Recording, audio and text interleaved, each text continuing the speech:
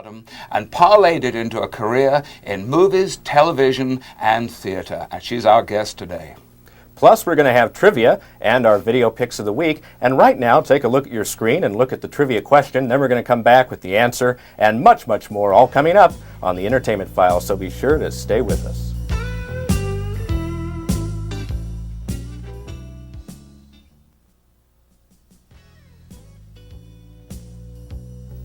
Welcome back to the Entertainment Files. We have a very exciting show today because we're talking with Melissa Anderson, the star of the international family favorite, Little House on the Prairie. Thanks for being with us, Melissa. Thank you, Thank Melissa. you. Wonderful to have you on the show. Nice to be here. Thank Very excited. And I really meant that. You must be recognized in more countries than I can even think of. We were out last night. We went for dinner at the Sea House at the Imperial Palace, and the maitre d' is there. He's having you sign the menu. How does that feel? Oh, it's nice. It's very nice. You know, people still remember, you know. Oh, well, now that I remember. Of course they do. Do you get it where people come up and because you were coming into their living room every week, do they feel like they know you sometimes? Or your character anyways?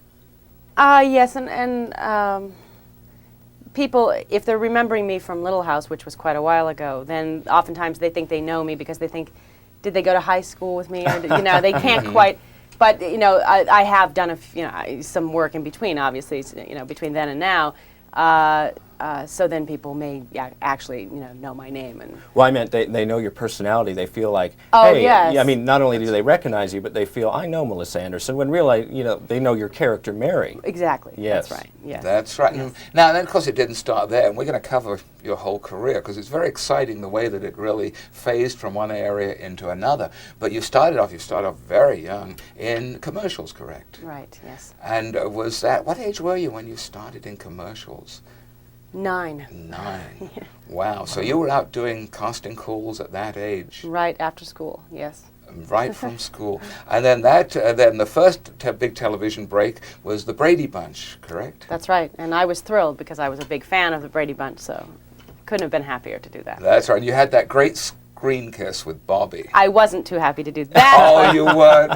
Well, it was a great episode. My daughters love that episode. We have that episode. And so were you a fan of Bobby's? Oh, yes. Oh, you were. But I liked them all, and I wasn't into kissing, though, in those days. So. And I don't even think he was, particularly. No, I can imagine that, particularly with the cameras in front there. And that's right. And you really got discovered from that. You must have you were so amazing on that. I mean, your hair, how long was it? 8, 9 feet long. You had that flowing hair. Right, you ran towards Bobby. That Clairol commercial thing going there, yeah. That's great. Right. And what led that into Little House? That happened about a year later, didn't it? Yes, I believe so. They had, I think, about 200 girls for each part originally interviewed, and then they just narrowed it down, and eventually we read for Michael Landon, and then we had screen tests after that, which was very nerve-wracking. I'd never done a screen test before. And I didn't feel that the screen test went particularly well. When I left, they had kept 2 other girls there, another Mary and another Laura. And so I thought, okay, well, you win a few, you lose a few, and it turned out I had indeed gotten the part, and I was very happy, obviously. I'll bet. Did you have any inkling of what a huge change in your life it would make, that part? No, I knew when of course I couldn't sign a contract. My parents had to sign the contract, and it was a 7-year contract, which was an awfully big deal. But you don't at any time ever think, in this business especially, that anything will actually, go that long. That's right, and it must have been a wonderful surprise to you when you got the part. What was the first thing you thought? What did you hear by a phone call or? Yes, my agent called me actually and broke the news that yes, I'd gotten the part, but I would have to lose 10 pounds because I was too well fed looking for a pioneer. Because my son is like that. He has big cheeks. He's not particularly fat, and neither was I, but my cheeks were quite round, and I'm sure in that bonnet I would have looked, rather.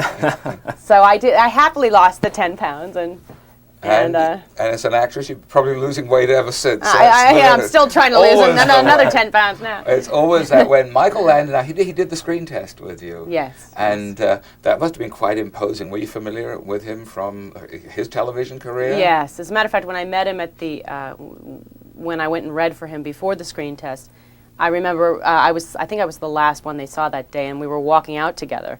And I told him that I had seen his episode of Bonanza where he went blind, but I had to go to bed in the middle of it. I couldn't see the end. Oh.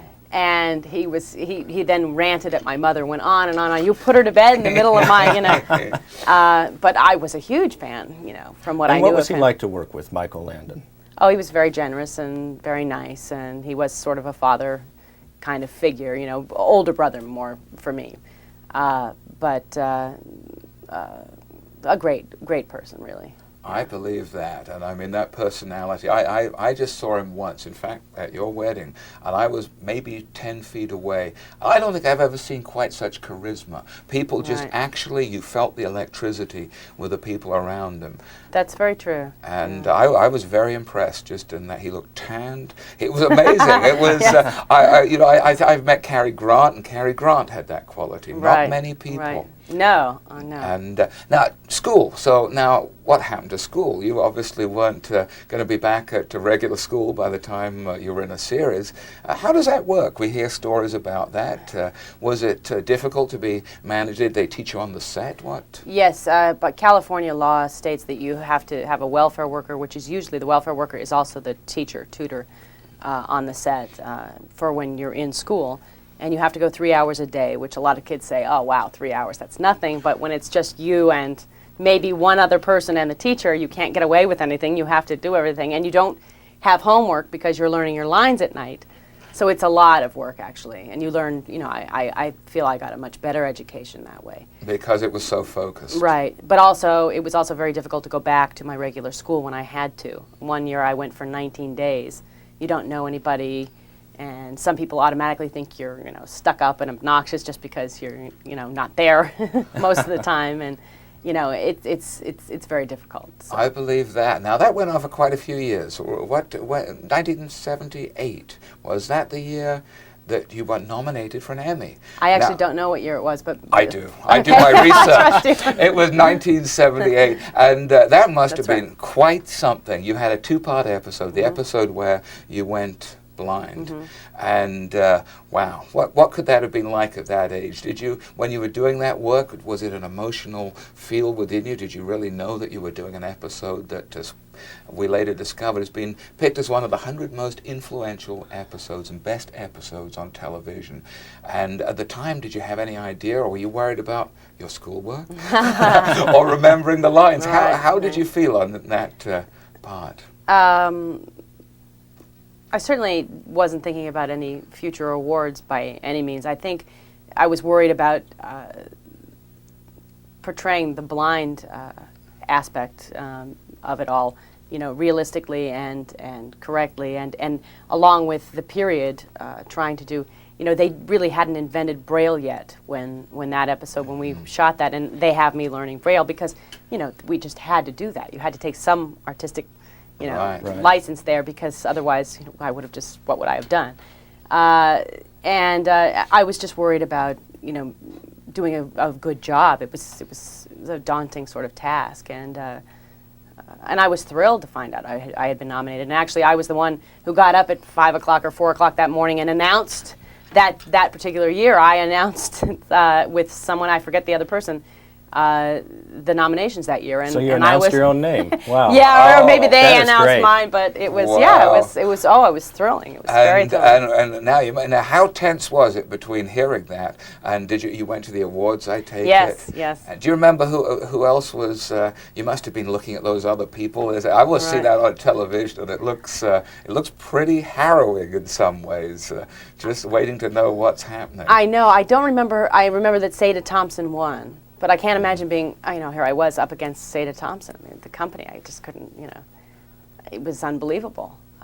They did put me in those days they did things differently. They if you were featured in a particular episode or episodes, you had to only put one up. So episode, you were, then automatically placed in the leading actor or actress category, which now they don't do. If you're a supporting actor, you're a supporting actor. So that, I think, made things more interesting for everybody, because they would suddenly be placed in a category that they weren't normally in.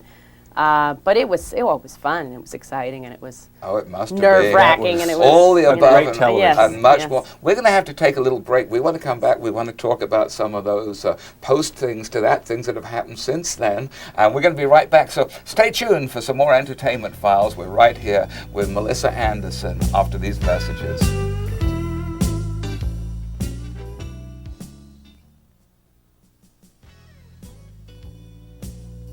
Welcome back to the Entertainment Files. We're talking with Melissa Anderson, star of the family favorite Little House on the Prairie, and we want to talk about more getting into your movies. You eventually got into some pretty interesting movies. Now, I have a particular favorite of mine, Happy Birthday to Me. I really did love that movie. That was a great movie. It came out at a time when that genre was the top at the box office. If you were a star at that time, you did that kind of genre of a film in the early 80s, and it was a fun movie. You ever revisit that film at all? Take a look at that again? Not recently.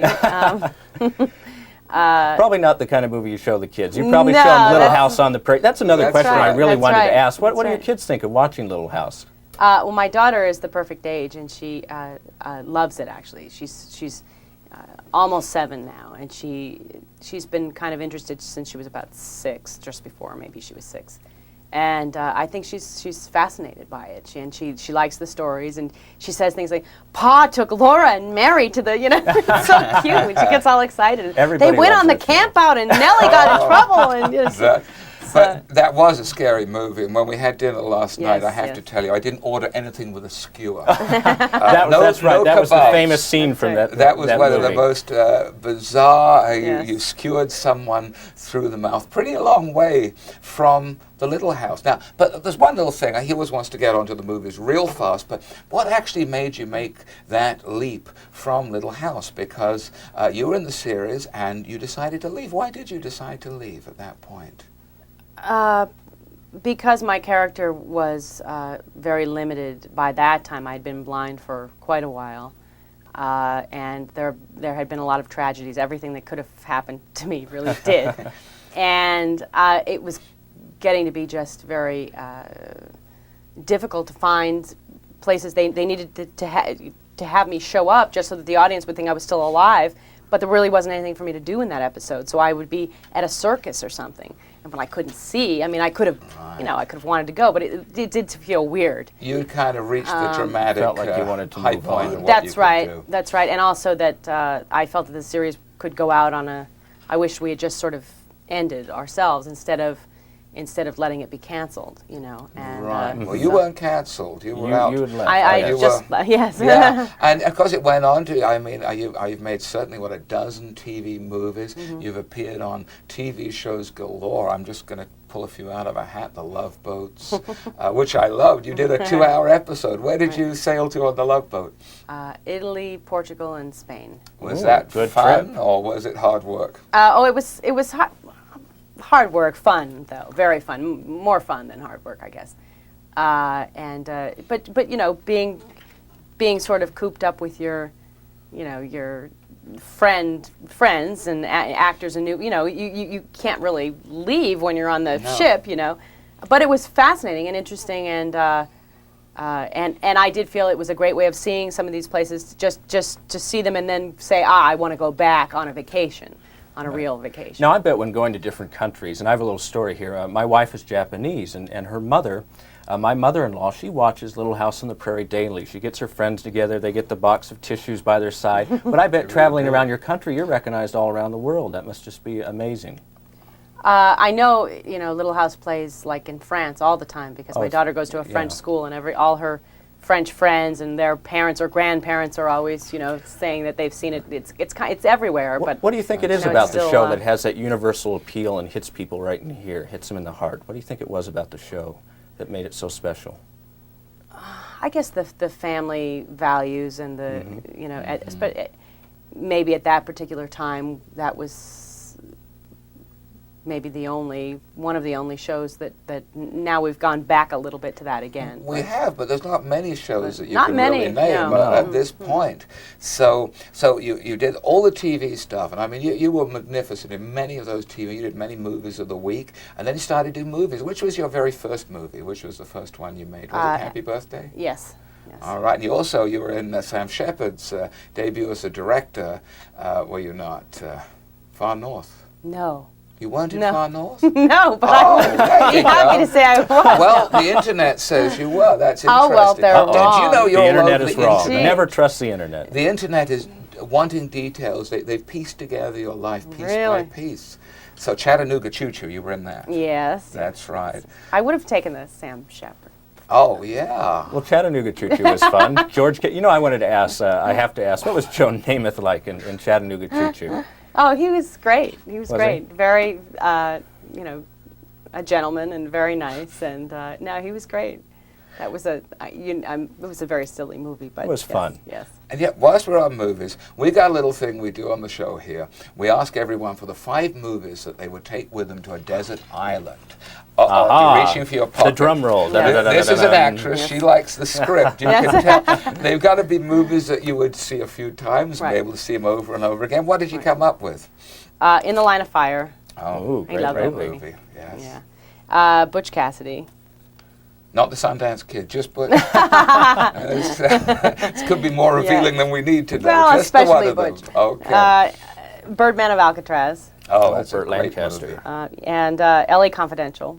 Which is a very recent movie. Yeah. But a modern-day classic. I think Yes. that in 10 years from now, people are going to remember that movie as being a classic of the 90s. There aren't many classic movies that are going to come out of this decade, and that's one of them. Right. I love that. Yes. The performances, was excellent. And Pulp Fiction. Pulp Fiction. Another. Yeah. If I had to name the 2 90s classics, those would be the ones. Right. That's right. I can't believe Mary would grow up to watch Pulp Fiction, but I guess so. Yeah. Well, that's interesting. We love to do this because it's very revealing, the movies that people really enjoy. I'm sure it and is. they get to Yes. see. And you've covered everything. You've gone from television to movies to theater. Now, how different is the acting technique between television and through to movies? Is it very different? No, I don't think so. For an actor, it's not. It isn't. It's usually slower, a slower pace, which is kind of nice, and but not. I didn't find much difference. And no. how about theater? Now, that must have been a whole Definitely. different. That's a different one. Yeah, it's project and that's right. I had to do all that. You can't even tell us. What's your preference of the 3? Oh, film. I would much rather do film than theater because I can only make something new again. I see. I like to have the challenge of new dialogue or scenes that you don't think quite work, but you have to try to make them work. Different scenes, new scenes, where trying to do the same thing night after night. I appreciate people that can do it and make it fresh and love it, but I can't love it. I can try really hard, but I don't. That's a tough one. Right. Absolutely. I'm in that live performance business, and every show you have to just And you come can do into that. it. Well, I try. It's You do. very difficult, though. Succeed. Yeah. It's something you have to live in that moment each time you do it through. And so you've worked with so many great stars. Who do you remember the most? Has anyone influenced you in your acting? Did Michael Landon really help you? You're obviously somewhat unformed as an actress when you started in the show, and you came out of it a really brilliant actress. Was that the fact that you got to practice your craft so regularly, or was it that you had somebody like a Michael Landon there able to help you? Did he sometimes say a little more, a little less? Yes. Well, he directed every other episode as well, so he was helpful as a director and as an actor to watch as well. And we had good directors, and we had a lot of great guest stars coming on that were always. We sure did. Yes, we really did. So there were always, I took advantage of. We even had Johnny Cash and June Carter Cash and their son John Carter one episode. I mean, that was great, and I was amazed at what a great actor Johnny Cash really was, and his wife, both. That's right. So one of my favorites, Johnny Cash. I mean, it's very sad to hear that he is sick at this point. Because to me, and he always on stage, he had a persona that was so real that you knew it had to be a little bit of acting. Because how can you be that real unless you know how to project who you really are?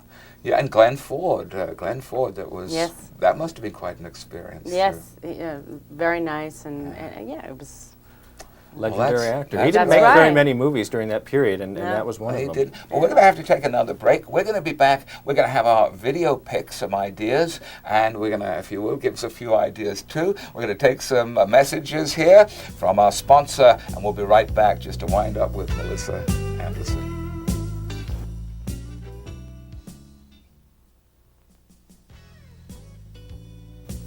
Welcome back to the Entertainment Files. Well, you can see the question was, what was Michael Landon's first TV series? It's an easy one. It was Bonanza. We probably all knew that. And since Little House on the Prairie was such a great show, we want to do some family video picks in this segment. Do you have some, Nick? Good, I certainly do. There was a movie that snuck out this year that I thought was a gem called Air Bud, directed by Charles Martin Smith, and it's a story of a basketball-playing dog. It sounds dumb, it sounds stupid. I loved it. I was almost in tears. And it treats all the characters wonderfully fairly. But you may notice we've been joined, Melissa's been joined by Piper, who we were talking about, and we're talking about family films, so we thought we might check out with you. Do you have a favorite film, Piper? What is it? Annie. Oh, Annie. Oh, that's a good The sun movie. will come out tomorrow. And tell me, what did you like about Annie? Did you like the acting? Yeah, and okay, I'm sneaking this in. What do you feel like when you see Mummy on TV? Is it fun? I bet it is fun. I'll bet it is too. I'll bet you really enjoy that. And does she watch the show with you? Yeah. Sometimes? Sometimes. Yeah, I'll bet she does. You look very alike, you guys. You really do. And now you've seen other things now. Have you, any other movies you liked now? I heard maybe you'd seen a movie called Napoleon. How was that? Was that good? That was a good one. All right. Do you like those cartoons a little bit, do you?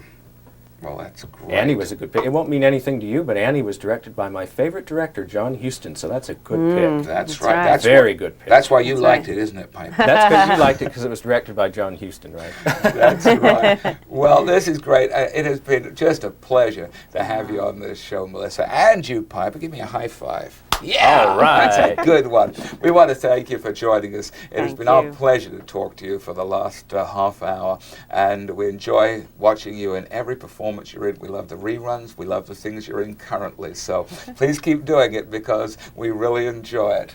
Thank you. Right now, it's the end of our show. I'm afraid we've run out of time. But we're going to be back again next week, and we're going to be doing some more Entertainment Files right here on this station. Goodbye. All right.